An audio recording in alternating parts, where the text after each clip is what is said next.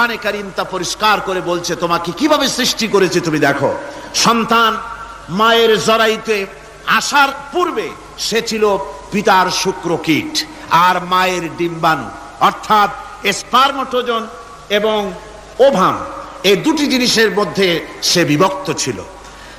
মায়ের বক্ষপিঞ্জর এবং পিতার পৃষ্ঠদেশ থেকে সবেগে নির্গত এক ফোঁটা পানি দিয়ে আমি আল্লাহ পাক তোমাকে সৃষ্টি করেছি। কোরআনে কারীম বলছে, হাল আতা আলাল ইনসানি হিনুম মিনাদ দাহরি লাম ইয়াকুন শাইআম মাযকুরা। মানুষের জীবনে কি এমন এক সময় এসেছিল না যখন সে উল্লেখযোগ্য বিষয় বস্তু হিসাবে পরিগণিত ছিল না? তোমার নাম ছিল না, পরিচয় ছিল না, কিছুই ছিল না, দুনিয়ার কেউ তোমাকে জানতো না, শুনতো না। আমি আল্লাহ পাক তোমাকে সৃষ্টি